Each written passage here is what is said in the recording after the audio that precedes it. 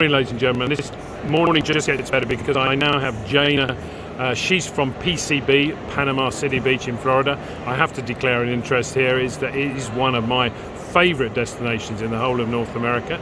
Good morning, Jayna. Good morning. So great to see you. And you. So, Jayna, we're pretty much out of COVID, and I know Florida did very well during the COVID period because it was never closed, and lots of people coming from all over the United States of America to your part of the world. But how is international tourism developing? I mean, obviously you're here and you're trying to encourage it, but are you back to pre-night 2019 levels with international tourism? We feel as though we are. We did very well during the pandemic and really saw our numbers increase from, this market, the United Kingdom, and we're really excited about that. We feel our international travelers have definitely rebounded, and that's why we're here to tell them the story about Panama City Beach, because we are somewhat undiscovered. Yes, indeed. And do you find that, now, we've been through COVID, that when you go to the authorities that have money and the authorities that can change rules and regulations, do you have a bigger voice really because people actually realise how important tourism is?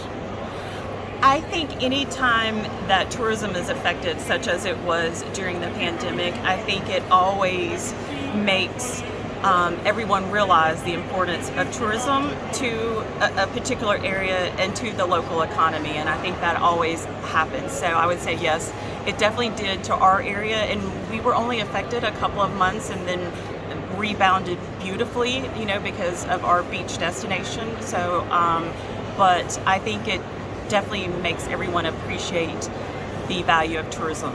Good. And I know that, having been there several times, I know you put a great deal of store by making sure that the beaches remain pristine, and they are unbelievable.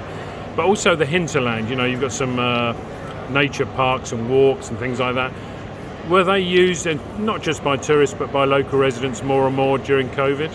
Absolutely. I think, that was one of the beautiful things about our destination in Panama City Beach is our wide open spaces, and so that everyone was able to get out and enjoy nature during that time, and not only enjoy the state parks, but we have our beautiful conservation park, but just actually enjoy the beaches. And sometimes locals are so busy, we don't have that time to go out and spend time, on our beautiful beaches, and we saw that happening during that time. So I think everyone really was able to enjoy all the amenities of the destination that maybe they don't always get a chance to do. Cool.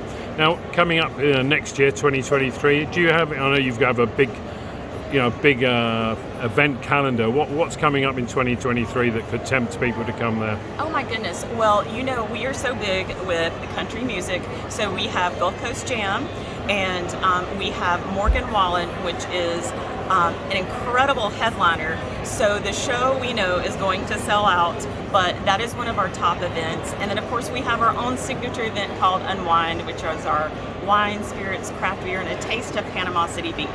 But no matter when you visit Panama City Beach, there's always a fun event going on year round.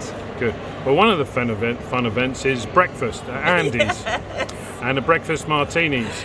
That's probably my favorite place to go for breakfast anywhere in the world, let alone the United States of America. But the breakfast martini is a good thing, isn't it? It is incredible. In fact, we were just talking about that earlier. The breakfast martini is so smooth and so lovely. It has orange marmalade in it, and it's just incredible. It's a treat, and it's something that you just don't get anywhere else. Indeed.